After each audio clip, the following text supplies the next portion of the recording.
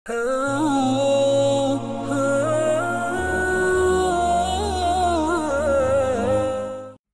দারদা রাদিয়াল্লাহু আনহুর একটি কাজের বিনিময়ে জান্নাত অর্জন করার শিক্ষামূলক হাদিসের গল্প। আবু দারদা সাবেদ বিন দাহদা রাদিয়াল্লাহু আনহুর এক বিস্ময়কর ঘটনা আছে। সহিহ বুখারী ও মুসলিমে এসেছে, আনাস রাদিয়াল্লাহু আনহু থেকে বর্ণিত, মদিনার আনসারের এক এতিম কিশোরের একটি বাগান ছিল।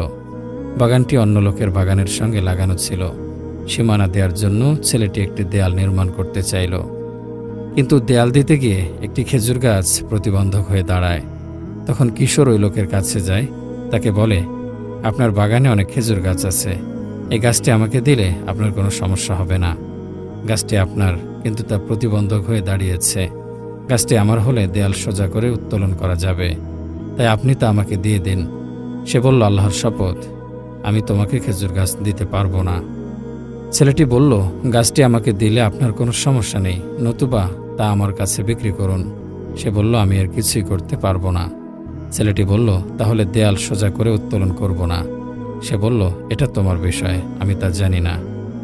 এতিম কিশোর রাসূল সাল্লাল্লাহু আলাইহি সাল্লামের কাছে গিয়ে বলল, হে আল্লাহর রাসূল, আমার বাগান অমুকের বাগানের পাশে।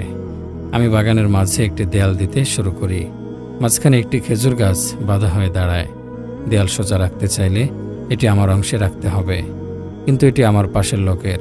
আমি তার কাছে এটি চেয়েছি, কিন্তু সে তা দিতে চাচ্ছে না। হে আল্লাহর রাসূল, আপনি একটু সুপারিশ করুন যেন সে তা দিয়ে দেয়। রাসূল সাল্লাল্লাহু আলাইহি সাল্লাম বলেন, তাকে আমার কাছে ডেকে নিয়ে আসো। ছেলেটি সেই লোকের কাছে গিয়ে বলে, রাসূল সাল্লাল্লাহু আলাইহি সাল্লাম আপনাকে ডাকছেন। সে এলে রাসূল সাল্লাল্লাহু আলাইহি সাল্লাম তাকে বললেন, এই ছেলের বাগানের পাশে তোমার বাগান, সে চাচ্ছে সীমানার জন্য একটি দেয়াল করবে, কিন্তু তোমার খেজুর গাছ দেয়ালের জন্য বাধা হয়ে দাঁড়ায়। লোকটি বলল, হ্যাঁ। রাসূল সাল্লাল্লাহু আলাইহি সাল্লাম বলেন, খেজুর গাছটি তোমার ভাইকে দিয়ে দাও। সে বলল, না, আমি পারবো না। রাসূল সাল্লাল্লাহু আলাইহি সাল্লাম আবার বলেন, খেজুর গাছটি তোমার ভাইকে দিয়ে দাও। সে বলল, না, আমি পারবো না। রাসূল সাল্লাল্লাহু আলাইহি সাল্লাম আবার বলেন, খেজুর গাছটি তোমার ভাইকে দিয়ে দাও, এর পরিবর্তে জান্নাতে তোমার জন্য একটি খেজুর গাছ থাকবে। তখনও সে বলল, না, আমি পারবো না। আল্লাহর রাসূল সাল্লাল্লাহু আলাইহি ওয়াসাল্লাম এর চেয়ে বেশি কি বলবেন? উপস্থিত সাহাবীদের মাঝে আবু দাহদা রাদিয়াল্লাহু আনহু ছিলেন। তিনি ভাবলেন যে দুনিয়ার এই খেজুর গাছ একদিন নিঃশেষ হয়ে যাবে, অথচ তার বিনিময়ে আখিরাতে একটি খেজুর গাছ পাওয়া যাচ্ছে, আর জান্নাতের তুবা খেজুর গাছের ছায়ায় 100 বছর ঘোড়া নিয়ে চললেও এর পথ শেষ হওয়ার মতো নয়। আবু দাহদা রাদিয়াল্লাহু আনহু এ কথা শুনে কাল বিলম্ব না করে বলে উঠলেন, হে আল্লাহর রাসূল, আমি যদি তার খেজুর গাছটি ক্রয় করে তাকে দেই, তাহলে আমার জন্য কি জান্নাতে খেজুর গাছ হবে? রাসূল সাল্লাল্লাহু আলাইহি সাল্লাম বলেন, হ্যাঁ, তোমার জন্য হবে।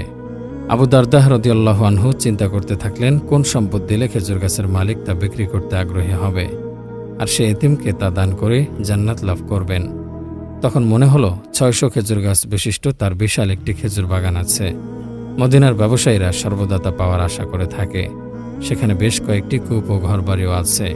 আবু দারদা রাদিয়াল্লাহু আনহু বললেন, হে খেজুর গাছওয়ালা, তুমি কি চাও আমার অমুক স্থানের বাগানটি চেনো? সে বলল, হ্যাঁ, চিনি। তুমি আমার পুরো বাগান নিয়ে যাও, আমাকে শুধু তোমার এই খেজুর গাছটি দাও। তুমি আমার খেজুর বাগান, কূপ ও বাড়ি সহ নিয়ে যাও, বিনিময়ে আমাকে শুধু তোমার খেজুর গাছ দেবে। লোকটি আবু দারদার দিকে তাকালো, আবার চারদিকের মানুষের দিকেও তাকালো। তারা সবাই ক্রয় বিক্রয়ের সাক্ষী হয়ে থাকবে। অতঃপর সে বলল, হ্যাঁ, ঠিক আছে, আমি তোমাকে খেজুর বাগানের বিনিময়ে আমার খেজুর গাছটি দিলাম।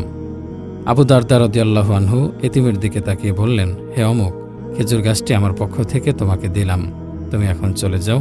অতঃপর আল্লাহর রাসূলের দিকে ফিরে বললেন, হে আল্লাহর রাসূল, এখন কি জান্নাতে আমার একটি খেজুর গাছ হয়েছে?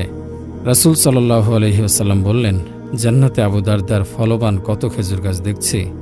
হাদিস বর্ণনাকারী সাহাবী আনাস রাদিয়াল্লাহু আনহু বলেন, রাসূল সাল্লাল্লাহু আলাইহি ওয়াসাল্লাম একবার, দুইবার, তিনবার নয়, বরং অসংখ্যবার এ কথা বলতে থাকেন। এ কথা শুনে আবু দারদা রাদিয়াল্লাহু আনহু বের হয়ে যান। ক্রয় বিক্রয় শেষ করে আবু দারদা রাদিয়াল্লাহু আনহু তার বাগানে যান। কেউ কিছু বিক্রি করলে বিক্রির সংশ্লিষ্ট বাটি, পোশাক বা এ জাতীয় কিছু থাকে, তাই তিনি সেগুলো বের করতে চাইলেন। বাগানের দরজার কাছে এলে তার সন্তানদের সঙ্গে স্ত্রীর খেলার আওয়াজ পান। তিনি এখন বাগানে প্রবেশ করবেন, কিন্তু তার মন এ দৃশ্য সহ্য করতে পারল না।